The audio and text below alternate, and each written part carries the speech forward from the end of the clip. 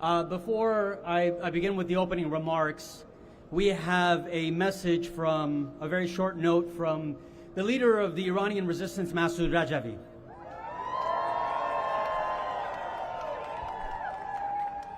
مسعود رجوی خشم و اعتراض و قیام برای دادخواهی کارگران مدن و همه زحمتکشان و مردم ایران زنده به گوش شدن کارگران مدن دب است.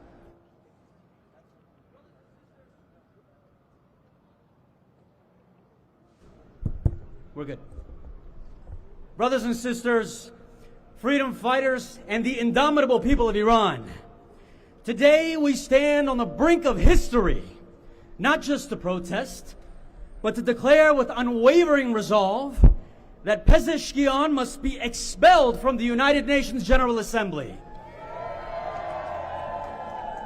This man is no leader. He is the face of terror, the embodiment of massacre. His hands are drenched in the blood of innocents. And the regime he represents has no place among the nations of the free world. It is time to ban the regime from the UN entirely.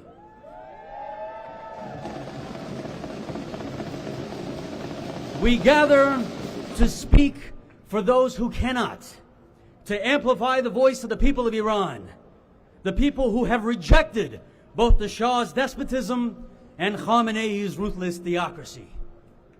We say to the world, regime change is not only possible, it is inevitable. The head of the snake that spreads terror and war is in Tehran, but so is the solution: the Iranian people themselves. We are here to demand the replacement of this corrupt, murderous regime with a democratic, secular, free republic. Mrs. Maryam Rajavi's 10-point plan represents that future. A future of liberty, of justice, of democracy. It is a vision that arose from the Iranian people's commitment to freedom and the sacrifice that they made. It is a vision backed by over 4,000 parliamentarians, 125 former world leaders, and 75 Nobel laureates. It is not just a dream. It is a reality we have been fighting for. An Iran that stands tall, free from the clutches of the dictatorship. Let us not forget the sacrifices that have brought us here today. 43 years ago, the brave youths of Iran, supporters of the MEK, poured into the streets of Tehran chanting, "Death to Khomeini." For the first time, it was a cry that shook the foundations of the regime. But the price that the MEK paid was unimaginable. On that fateful day, Panjameh, September 27, 1981, hundreds of innocent souls were gunned down by the IRGC. Their voices silenced, their dreams cut short. Hundreds more were arrested and executed in the days that followed, but their spirits live on in us today. Their defiance echoes in our hearts. Their sacrifice fuels our fight. We will not forget the martyrs of that uprising. 1,142 brave souls who stood tall in the face of death, refusing to bow to tyranny. They are the reason we fight. They are the reason we stand here today. And it is their courage and their sacrifice that will see us through to victory. The Iranian people have endured decades of repression, but they have never stopped fighting.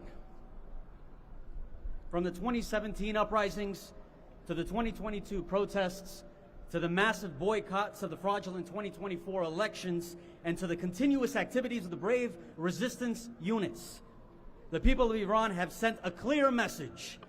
We will not rest until the mullahs are gone, until the IRGC is dismantled, and until the people of Iran can breathe the air of freedom.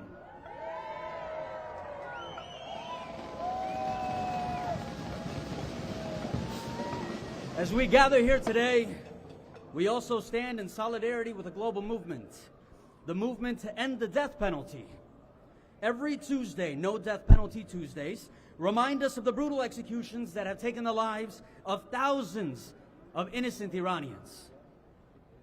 Every Tuesday, political prisoners in Iran go on hunger strike. Today, this Tuesday, marks the 35th week of their defiance against the death penalty. The Iranian regime uses executions as a tool of repression, but we say no more. We stand with those fighting for justice. We call for the end of state-sponsored murders. No more executions. No more death penalties handed out to silence the voices of dissent.